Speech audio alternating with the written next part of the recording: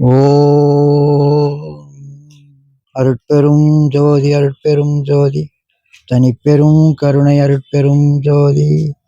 ஓம் அகமும் புறமும் அறிந்தாய் போற்றி, ஆணவக் காட்டை எரித்தாய் போற்றி, எகமும் பரமும் இணைந்தாய் போற்றி, ஈசன் திருவடி அடைந்தாய் போற்றி, உண்மை பொருளை உணர்த்தினாய் போற்றி, ஊதியம் உயிருக்கு உரைத்தாய் போற்றி, எண்ணிய எண்ணியாங்கு எய்தினாய் போற்றி, ஏற்றம் தரும் வழி காட்டினாய் போற்றி, ஐயம் திரிபுர அறிவித்தாய் போற்றி, உன் பொருள் தன்னை உணர்த்தினாய் போற்றி, ஓம்கார வடிவில் ஒன்றினாய் போற்றி, ஔடதம் ஆறுயிர்க்கு அளித்தாய் போற்றி, அறிவும் பண்பும் நிறைந்த குலத்தூர் ஆலயம் எனவே அருள்தர நிறைந்தனை பலவினை நீக்கி தியான நிலை தரும் ஸ்ரீ மகா குருபரானந்த குருதேவா போற்றி போற்றி, சுந்தரானந்த ஈஸ்வரா குருதேவா போற்றி போற்றி, சிவானந்த பரமஹம்ச குருதேவா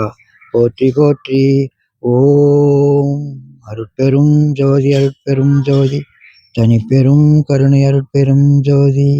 ஓம். இன்னைக்கு வந்திருக்கின்ற அனைத்து வித்தியார்த்தி அன்பர்களுக்கு ஆத்ம நமஸ்காரம் முதன்முறையாக சொல்லிக்கிறோம். அதுக்கப்புறம் இந்த சுந்தரானந்தர் ஆசிரமத்தில் நிகழ்ச்சி இருக்குது அப்படின்னு சொல்லிட்டு நாங்கள் வாட்ஸ்அப்பில் போட்டிருந்தோம். அதை தெரிஞ்சு வந்திருந்தவங்களுடைய எல்லாத்துக்கும் நன்றி சொல்லிக்கிறோம். இன்றைக்கி வந்துங்க 15/3/2026 ஞாயிற்றுக்கிழமை, அதாவது அமாவாசைக்கு முன்னாடி வர்ற ஞாயிற்றுக்கிழமை இது. ஒவ்வொரு மாதமும் அமாவாசைக்கு முன்னாடி வர்ற ஞாயிற்றுக்கிழமை சுந்தரானந்தர் ஆசிரமத்தில் கூட்டு தியானம் வச்சுக்கிறது வழக்கமாக பண்ணிகிட்ருக்குறோம். இன்றைக்கி அந்த நாளில் சுந்தரானந்தர் ஆசிரமத்தில் கூட்டு தியானம் நடக்க போகுது. இந்த கூட்டு தியானம் அப்படிங்கிறது நாம் எல்லாருமே உருதாய் பிள்ளைகள், சகோதரர்கள் அப்படிங்கிற அமைப்பை ஏற்படுத்திக்கிறதுக்காகவும் அன்பாக நாம் எல்லாம் நடந்துக்கணுங்கிறதுக்காகத்தான் இந்த கூட்டு தியானமே செய்கிறோம். அது தன் குற்றத்தையும் தன் தொழில்களையும் கவனித்து குற்றமற்ற நிலையில் நாம் வாழ்ந்து நல்ல விதமாக நாம் அனைவரும் மோட்சத்தை அடையணும் அப்படின்னு தான் விரும்பி அவர் இந்த ஏற்பாடு பண்ணியிருக்கிறாரு. இந்த சித்த வித்தை அப்படிங்கிற ஒரு பயிற்சியை எல்லாத்துக்கும் அறிமுகப்படுத்தியிருக்காரு. நாம் அதை தொடர்ந்து பண்ணிட்டு வர்றோம். அதனால் நாம் இந்த சித்த வித்தை அபியாசத்தில் இருக்கிறனால யாரை பற்றியும் நாம் குறையாக பேசக்கூடாதுன்னு நினைக்கக்கூடாது. நம்மளை பற்றி மட்டும் நாம் நினைக்கணும். நம்ம தொழில் நல்லா வளரணுங்க மட்டும் முயற்சி பண்ணி பயிற்சி எடுத்துகிட்டு தொழிலை கவனிக்கணும் அப்படிங்கிறது தான் சிவானந்த பரமஹம்சருடைய முக்கியமான கருத்து. அதோட நம்ம குளத்தூர் ஆசிரமத்தில் வாழ்ந்த குருபரானந்த சுவாமி அடிக்கடி சொல்கிறதும், அவர் கடைசியில் தவத்தை முடிச்சுட்டு எழுதி வச்ச வாசகம் முக்கியமான ஒன்று, அதையும் நான் அறிமுகப்படுத்துகிறேன். இந்த யார் பிறர் குற்றங்களையும், அதாவது யார் என்ன செய்கிறாங்களோ அது அவங்களுக்கு அப்படியே திருப்பி வந்துடும் அப்படிங்கிற மாதிரி அவர் சொல்கிறாரு. அதனால் யாரும் பிறர் குற்றத்தை கவனிக்காதீங்க. பிறர் குற்றத்தை கவனித்தோம்னா அது நம்மளுக்கு வந்துடும் அப்படிங்கிறத குருபரானந்த சுவாமி சொல்லியிருக்காரு. அதனால் நாம் பிறரை கவனிக்காமல் பிறரை பற்றி எதுவும் சொல்லாமல் நாம் நல்ல விதமாக வாழணும் அப்படிங்கிற நல்ல சிந்தனையோடு உங்களோட இருந்து விடைபெறுகிறேன். நன்றி, வணக்கம்.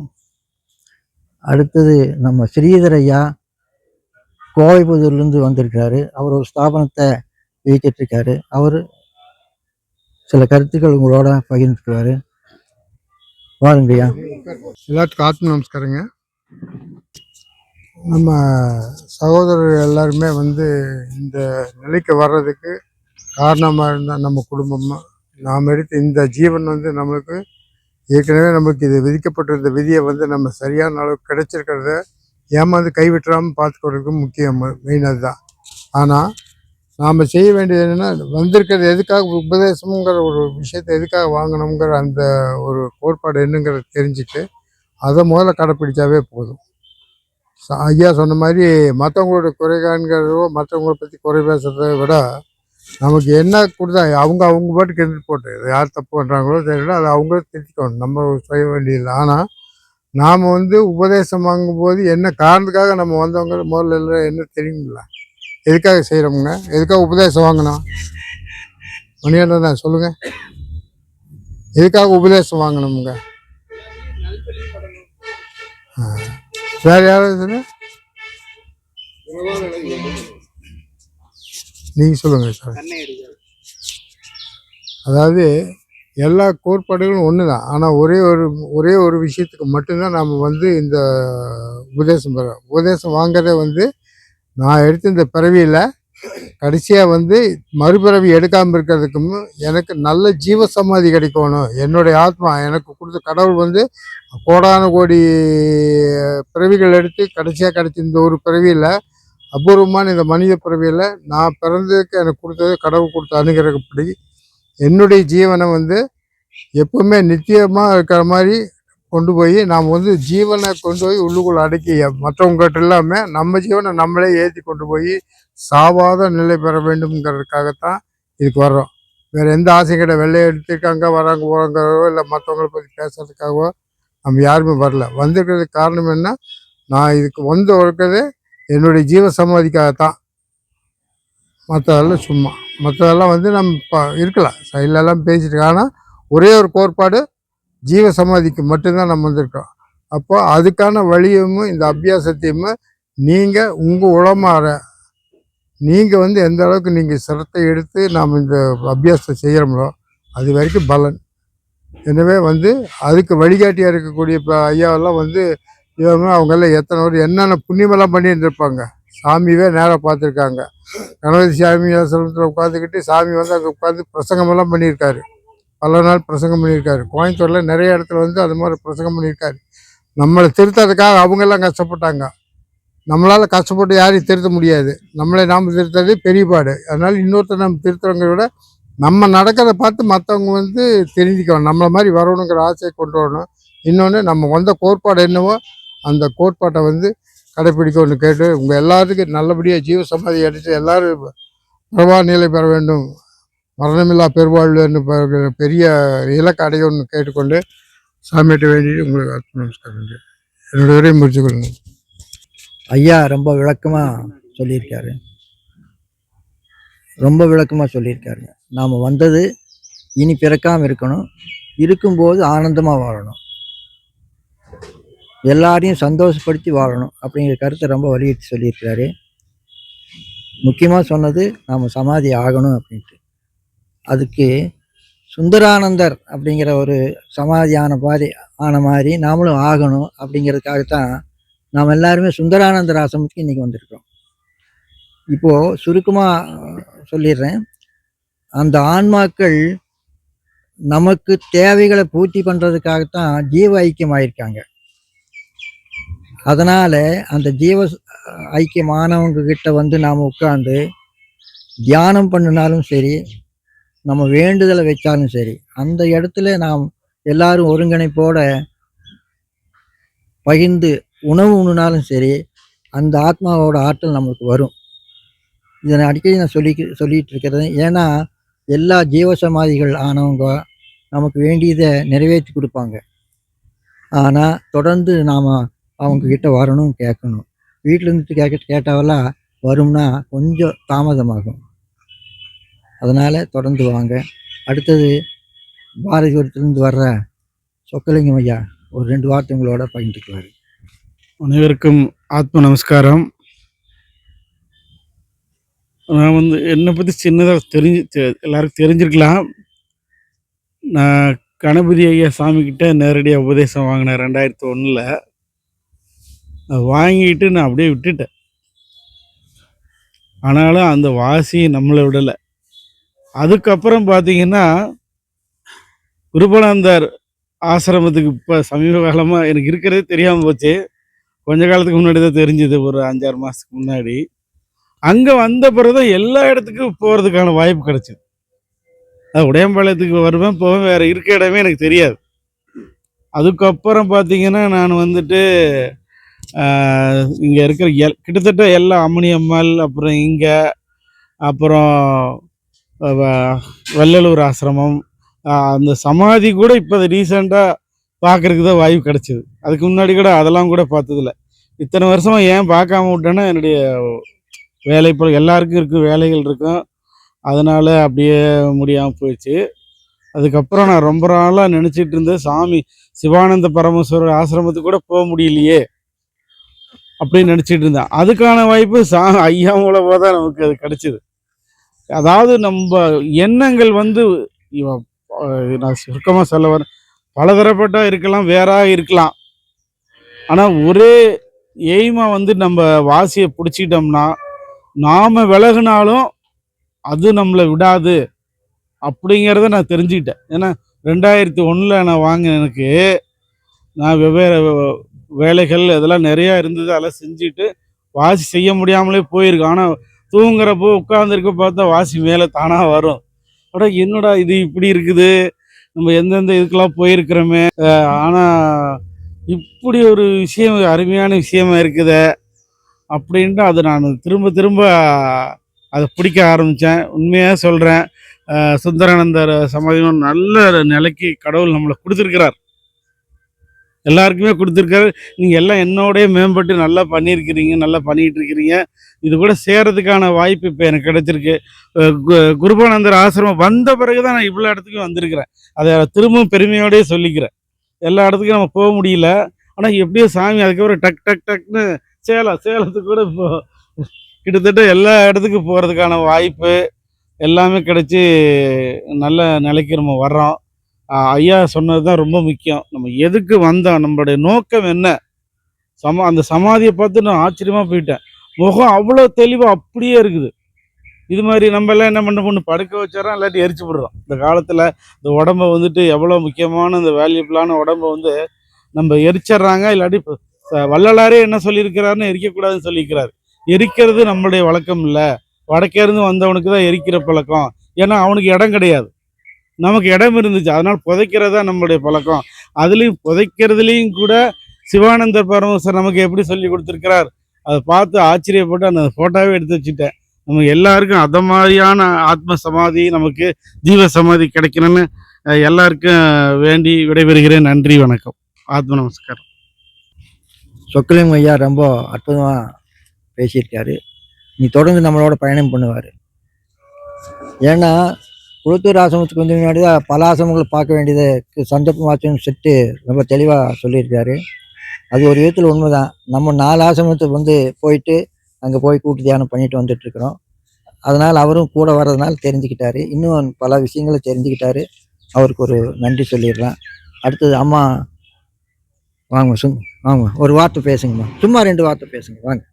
எல்லாத்துக்கும் ஆத்ம நமஸ்காரம். மாதம் மாதம் இங்கே எங்கள் ஆலயத்துக்கு வர்றதுக்கு ரொம்ப சந்தோஷம்.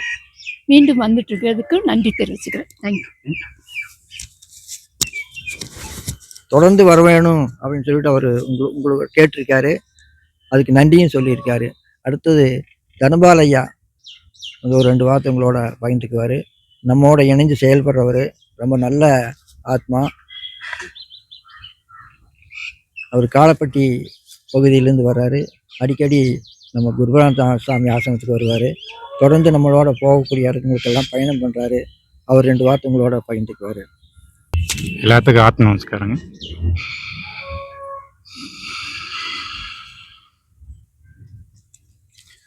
நான் ஒரு சின்ன ஒரு புக்கு படித்தேங்க, ஒரு யோகியின் சுயசரிதம். அதில் வந்த ஒரு பகுதி மட்டும் உங்கள்கிட்ட அந்த கருத்தை பகிர்ந்துக்கிட்டு என் உரையை முடிச்சுக்கிறேங்க. யோகியின் சுயசரிதம் அந்த புக்கில் வந்து யோகானந்த பரமஹன்சர் அப்படிங்கிற ஒரு எழுதுனதுங்க. ஸோ அதில் அவர் வாழ்க்கையில் நடந்த சம்பவங்களை வந்து அதில் குறிப்பிட்டிருப்பார். அதில் வந்து அவர் இந்த ஞான பயணத்தில் இருக்கும்போது ஒரு குருநாதரை சந்திக்கிறாருங்க. அப்போ சந்திக்கும்போது அந்த குருநாதர் வந்து டெய்லி சாயந்தரம் ஈவினிங் ஆனால் அவர் வந்து இந்த மாதிரி கூட்டங்கள் நடத்தி அவரோட ஆன்மீக கருத்துக்களை வந்து பகிர்ந்துக்குவாருங்க. அவங்களோட இருக்கவங்கள சீடர்களோட பகிர்ந்துக்குவார். அப்போ வந்து மீராபாய் அப்படிங்கிறவங்க வந்து அவங்களோட வாழ்க்கையில் நடந்த அனுபவங்களை வந்து அவர் பகிர்றாரு.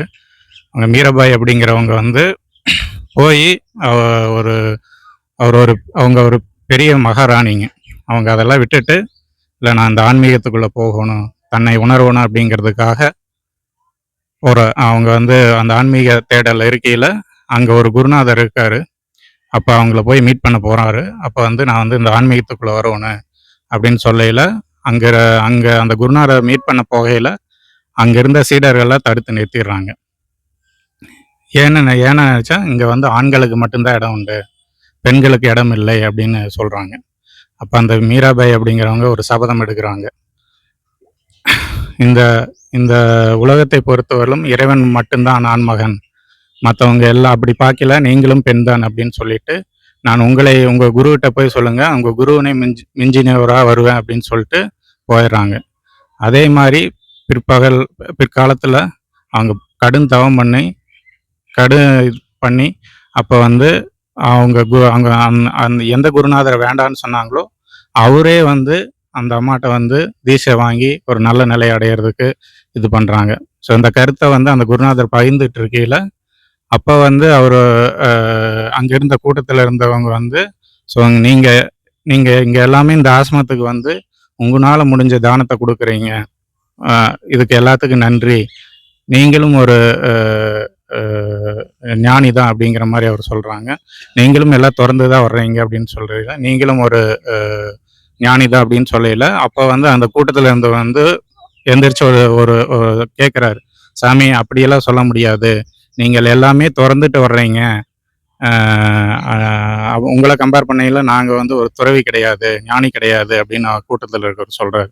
அப்போ தான் ஒரு குருநாதர் வந்து சொல்கிறாரு, அது அல்லப்பா, நீங்கள் நமக்குள்ளே இருக்கிற ஒரு ஆனந்தத்தை நீங்கள் உணராமல், அதை தேடாமல், நீங்கள் இங்கே இருக்கிற இந்த உலகத்தில் இருக்க அற்ப ஆனந்தத்துக்காக நீங்கள் இந்த ஆனந்தத்தை துறந்து செயல்படுறீங்க, ஸோ நீங்கள் தான் துறவி, நாங்கள் கிடையாது அப்படின்னு சொல்கிறாரு. ஸோ இந்த கருத்து எனக்கு ரொம்ப பிடிச்சிருந்ததுங்க. எல்லாத்துக்குமே இந்த வாய்ப்பு அளித்த ஐயாவுக்கும் எல்லா ஆத்ம நண்பர்களுக்கு ஆத்ம நமஸ்காரம்.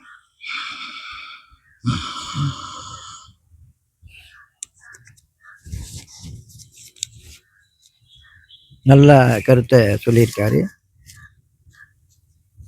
ஆனந்தத்தை அனுபவிக்கிறாக பிறந்தோம், அந்த ஆனந்தத்துக்காக வாழுங்க, வெளியில் இருக்கக்கூடிய ஆனந்தத்துக்காக வாழாதீங்க அப்படின்ட்டு ஒப்பிட்டு ஒரு நல்ல கருத்தை ஒன்று தனுபால் ஐயா சொல்லியிருக்காரு. அதே போல் தான் மறுபடியும் நானும் உங்களுக்கு சொல்கிறேன். நாம் வந்து ரொம்ப பெரிய முயற்சி எடுக்கலைனாலும் பரவாயில்ல, இப்போ சுந்தரானந்தர் ஆசிரமத்துக்கு வந்து நாம் அவரை சதா நினைச்சாலே போதும், அவர் பட்ட ஆனந்தம் நமக்கு வரும். இது நீங்கள் அனுபவத்தில் பார்க்கலாம்.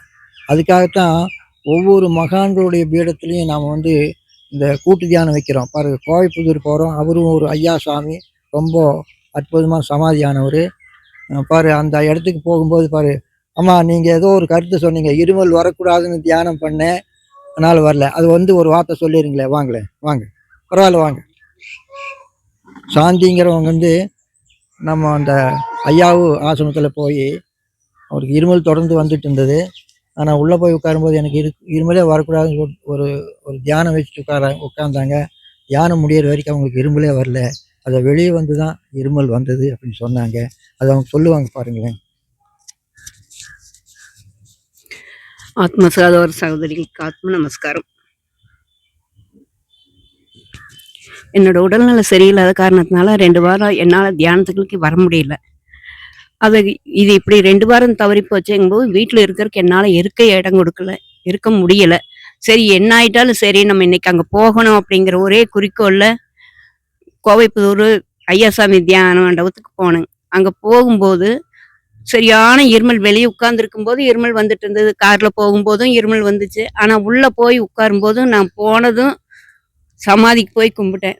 ஐயா, உன்னை நினைச்சுதான் நான் இங்க வந்திருக்கேன், உன் மகளுக்கு நீ உள்ள இருந்து தியானம் முடிச்சு நான் போற வரைக்கும் எனக்கு ஒரு இருமல், என்னால மத்தவங்களுக்கு ஒரு இடைஞ்சலோ துன்பமோ வரக்கூடாது, மற்ற தியானம் பண்ற ஆத்மாக்களுக்கு எந்த இடையூறு வரக்கூடாது அப்படிங்கிற ஒரு காரணத்தை மனசுல வச்சு கேட்கிறேன். உள்ள போய் வெளியே வர்ற வரைக்கும் எனக்கு எந்த இருமல் வரக்கூடாது, நான் யாருக்கு இடையவரா இருக்கக்கூடாது அப்படின்னு சொல்லி தியானம் பண்ணிட்டு உள்ள போனேன். அதே மாதிரி அந்த 1 மணி நேரம் ஒரு தும்மல் இருமல் எந்த ஒரு தொந்தரவும் எனக்கு வரல. வெளியே வந்து உட்கார்ந்து 10 நிமிஷம் கழிச்சு தான் கொஞ்சம் தொண்டை செருமலே வந்துச்சு. அதனால நான் இந்த இதை ரொம்ப உணர்றேன். ஒவ்வொரு சமாதியிலையுமே என்னோட உணர்வு நல்லா இருக்குது எனக்கு. அதனாலதான் என் உடல்நிலை கருதி நான் எல்லா இடத்துக்கும் வந்துட்டு இருக்கேன். அனைவருக்கு ஆத்ம நமஸ்காரம்.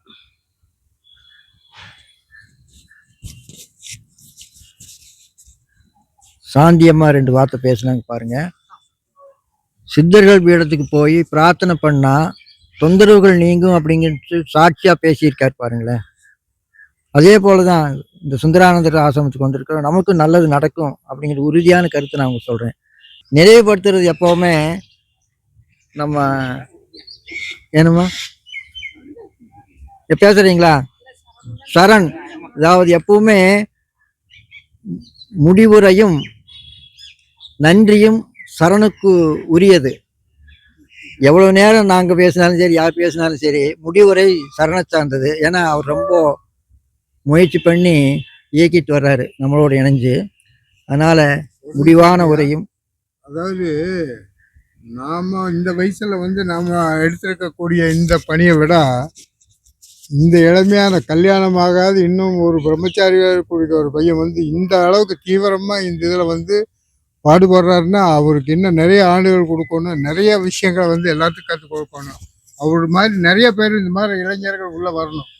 வந்து அவங்க எல்லாம் வந்தாக்க இந்த இயக்கம் வந்து இன்னும் பெருசா வளரும்னு கேட்டு குருதேவர் அதுக்கு நல்லா அனுகிரகம் பண்ணணும். சரண சாட்சியா வச்சு ஐயாவும் சொல்லிட்டாரு, இளைஞர்கள் தொடர்ந்து சரணை போல வரணும் அப்படின்ட்டு. அதை நானும் வரவேற்கிறேன். அடுத்து நன்றியுரையும் முடிவுரையும் சரண் வந்து பேசுவார். அதுக்கப்புறம் நாம் உணவுக்கு போகலாம். அனைவருக்கும் ஆத்ம நமஸ்காரம். பால்னையா எல்லாம் சொன்னாங்க, ஒரு சித்தர் பீடத்துக்கு போனால் நம்ம கேட்குறது அப்படி நடக்கும், நம்ம கேட்டால் அது கிடைக்கும்னாங்க. ஒரு நடந்த நிகழ்வு மட்டும் சொல்கிறேன். 1970 காலகட்டங்களில் பால்னையாவுக்கு குருபானந்த சாமி சொன்னது தான், எங்களுக்குன்னு கேட்டால் கொடுப்போம், இது தப்பா ரைட்டான்னு தெரியாது, நீ கேட்டிங்கன்னா நாங்கள் கொடுப்போம் அப்படின்னாங்க. அதுக்கு எடுத்துக்காட்ட இப்போ ஒரு சமயம் ஒரு வருஷத்துக்கு முன்னாடி ஒரு நிகழ்வு நடந்தது. எங்கள் அம்மா எப்பயாவது வருவாங்க. சிவராத்திரிக்கு ஒரு டைம் வந்திருந்தப்போ, டக்குன்னு முடிச்சிடறேன், சிவராத்திரிக்கு ஒரு டைம் வந்திருந்தப்போ வேற ஒரு வித்தியார்த்தி வந்து எங்கள் அம்மா கிட்ட பகிர்ந்துக்கிட்டது. அது இப்போ சொன்னால் கரெக்டாக இருக்கும், என் மனசு தோணுச்சு சொல்கிறேன். அவங்களுக்கு ஏதோ ஒரு பழைய காலத்தில் ஏதோ ஒரு தப்பான விஷயம் நடந்திருக்குது, வேதனையான விஷயங்கள் நடந்திருக்குது. அப்போ வந்து அழுதுகிட்டே வந்து குருபானந்த சாமிகிட்ட வேண்டியிருக்காங்க, எனக்கு அதெல்லாம் அந்த நடந்த அந்த கசப்பான நிகழ்வுலாம் மறக்கணும் அப்படின்னு வேண்டியிருக்காங்க. அவங்க ரொம்ப ஷார்ப் மைண்டடாம எதுவும் மறக்க மாட்டாங்க. ஆனால் இந்த விஷயம் மறக்கணுங்கிறதுனால என்ன வேண்டியிருக்காங்க, எனக்கு எல்லாம் மறக்கணும்னு வேண்டியிருக்காங்க. வேண்டிட்டு போய் அன்னையிலேருந்து பார்த்தீங்கன்னா எல்லாமே மறக்க ஆரம்பிச்சிட்டாங்க. உதாரணத்துக்கு சொல்லணும்னா, பாத்திரத்தில் சுடுதண்ணி வைக்கிறாங்கன்னா சுடுதண்ணி வச்சுட்டு வேற பாத்திரத்தை எடுத்து திருப்பி வைக்கிறது, செஞ்ச வேலையை திருப்பி செய்கிறது, இப்படியே இருந்திருக்குது. அப்புறம் தான் சிவராத்திரி அன்னைக்கு வந்திருக்காங்க, எங்கள் அம்மாட்ட பேசி அதை வந்துட்டு ஷேர் பண்ணிக்கிட்டாங்க. இதில் என்ன சொல்கிறாங்கன்னா, நான் வேண்டதுக்கு முன்னாடி வரைக்கும் என்னோட மைண்டு வந்து பார்த்தீங்கன்னா ரொம்ப கிளியராக இருக்கும். அப்போ வந்து என்னன்னா எதுவுமே மறக்க மாட்டேன். ஐயா கிட்ட வந்து நான் அந்த நிகழ்வு மறக்கணும்னு வேண்டதுக்கு பதிலாக எல்லாமே மறக்கணும்னு வேண்டிட்டேன். அப்பதான் அன்னைக்குதான் எனக்கு பால்னையா சொன்னார். அது வேற ஒரு நிகழ்வா சொல்லிட்டு இருக்கோம். அது சொன்னா என்ன சொன்னார்னா, குருவானந்த சாமி இல்லை மற்ற மகான்கள்ட்ட வந்து வேண்டும் போது சரியா வேண்டணும், அவர் கேட்கறத மட்டும் தான் கொடுப்பாங்க, நீ இப்படி வேணும்னா அப்படிதான் கொடுப்பாங்க. அதனால நீங்க கேட்கறது நீங்க கவனமா நல்லா சிந்திச்சு கேட்கணும் அப்படிங்கிற சொன்னேன். இது ஒரு நிகழ்வா எனக்கு சொல்லணும்னு தோணுச்சு, இது ஒன்று சொன்னேங்க. அப்புறம் வந்துட்டு பால்னையா அடிக்கடி சொல்ற விஷயம் நம்ம குருபானந்த சாமி ஆசிரமம் சொல்லுவாங்க, இது ஒரு நினைவூட்டுன்னு தான் நான் சொல்ல வரேன். என்னன்னா, சுவாமி சிவானந்தம் சித்த வேதத்துல வந்துட்டு கதாகதத்தை பத்தி ஒரு ஒரு புக்கே எழுதியிருக்காரு. ஷார்ட்டா எப்படி சொல்லுவார்னு பால்னையா எப்படி சொல்லுவாருன்னு நினைவு ஊட்டதான் செய்யறேன். கதாகதம்னு பார்த்தீங்கன்னா ஆண் பெண் சேர்க்கையில தொடங்கி அந்த சிசு வந்து கருவா அந்த 10 மாசம் தாயோட வயிற்றுக்குள்ள தண்ணி குடத்துக்குள்ள இருக்கும்போது மூச்சு திறனாம இருக்க கதாகதம் தான் நடக்குது. அந்த சிசு வெளியே வந்ததுக்கு அப்புறம் உயிர் வாழ்றதுக்கு கதாகதம் தான் நடக்குது. எப்படி சொல்றதுன்னா, நம்ம டெய்லியும் தூங்குறோம், நம்ம தூங்கும்போது 10 மணிக்கு தூங்குறோம்னு சொல்லுவோம், ஆனா 10 மணிக்கு தூங்குவோம்னா தெரியாது. ஏன்னா கதாகதம் நடக்கும்போது அந்த இடத்துல நானுங்கிற எண்ணம் கிடையாது, நானுங்கிற அந்த ஈகோ இல்லாதனால நம்ம கதாகதம் நடக்கும்போது சரணுங்கிற விஷயம் இருக்காது. அப்போ வந்து நம்ம தன்னை அறியாம தூங்கிடுவோம். அப்போ கதாகதம் நடக்கும்போது தான் நம்மளுக்கு தூக்கம் வருது. அது மட்டும் இல்லாம இப்போ நம்ம வந்து இங்கே வெளியே போகும்போது டயர்டா இருக்குன்னா ஒரு இடத்துக்கு போகும்போது 10 நிமிஷம் காரை நிப்பாட்டிட்டு தூங்குறோம். அந்த 10 நிமிஷம் தூக்கமே அன்னைக்கு ஒரு அரை நாளைக்கு வந்து நம்மளுக்கு நல்லா ஸ்ட்ரென்த் கொடுக்குது. அந்த 10 நிமிஷம் கதாகதம் தான் நிகழ்ந்துருக்குது. அப்போ இதே கதாகதத்தை நம்ம தொடர்ந்து பண்ணோம்னா நம்மளுக்குள்ள ஜீவ விரயம் ஆகிறது தடுக்கப்படும். ஜீவ விரயம் மட்டும் ஆகாம ஜீவன் வளர்ச்சி அடையும், ஆற்றல் கூடும். இது ஒன்று. எப்ப கதாகதம் ஒரு மனுஷனுக்கு முற்றிலும் முடியுதோ நிக்குதோ அப்ப அவன் மரணம் அடைஞ்சிட்டான் அப்படிங்கிறத சித்தவேதத்துல சொல்ல வராங்க. அப்ப அந்த கதாகத்தை விடாம பிடிச்சிக்கிட்டு நம்ம பிரம்மரந்தத்துல போய் லயிக்கணும், அது முக்தி அடையும் அப்படின்னு சொல்லியிருக்காரு. அப்ப நம்ம அந்த கதாகத்தை நம்ம வந்து கைவழியப்படுத்தணும் அப்படின்னு கேட்டுக்கிறேன். வந்தவங்க எல்லாருக்கும் ரொம்ப நன்றி. தொடர்ந்து வாங்க. நம்ம தொடர்ந்து வரும்போது இந்த மாதிரி ஆலயங்களும் வளரும், நிறைய பேருக்கு வெளியும் பரவ ஆரம்பிக்கும், நம்மளும் வளருவோம். அனைவருக்கும் ஆத்ம நமஸ்காரம். எப்பவுமே தொடக்கத்தில் ஒரு பாட்டும் முடிவில் ஒரு பாட்டும் பாடணும் தான் இந்த மார்க்கம் சொல்லுது. அதனால் முடிச்சிடலாம். பாருங்க, சரண் ரொம்ப நல்ல கருத்து ஒன்று சொல்கிறாரு. அதை நான் கொஞ்சம் நினைவுபடுத்திடுறேனே, அது நல்லாயிருக்கும். கதாகதம் அப்படிங்கிறது சதா பண்ணுனா ஆரோக்கியம் குறையாது அப்படிங்கிற ஒரு நல்ல கருத்தை சொல்லியிருக்காரு. கார் ஓட்டிகிட்டு போகும்போது கூட ஒரு 10 நிமிஷம் நிறுத்தி ஒரு கதாகதம் நீங்கள் பண்ணிக்கிட்டீங்கன்னா அரை மணி நேரம் மறுபடியும் திரும்பவும் நல்ல விதமாக ஓட்டலாம் அப்படின்னு சொல்லியிருக்காரு. இதெல்லாம் நிஜம்தான். ஏன்னா சாமியோட நிறைய நேரம் பேசிட்டாருன்னா 10 பேர் வருவாங்க, பேசிகிட்டே இருப்பார். இதோ வந்துடுறேன்னு போவார். ஒரு 10 நிமிஷம் உள்ளே போய் கதாகதம் தான் பண்ணுவார். பண்ணிட்டு அப்புறம் வெளியே வரும்போது ஃப்ரெஷ்ஷாக வருவார். ஃப்ரெஷ்ஷாக வந்து அப்புறம் சொல்லுங்கள் அப்படின்ட்டு ஆரம்பிப்பார். அது நான் அவர் விட்ட அனுபவ விஷயத்தை நான் சரணிட்டையும் சொல்லியிருக்கிறேன். கதாகதத்துக்கு முக்கியத்துவம் கொடுங்க, ஆரோக்கியமாக இருக்கலாம்.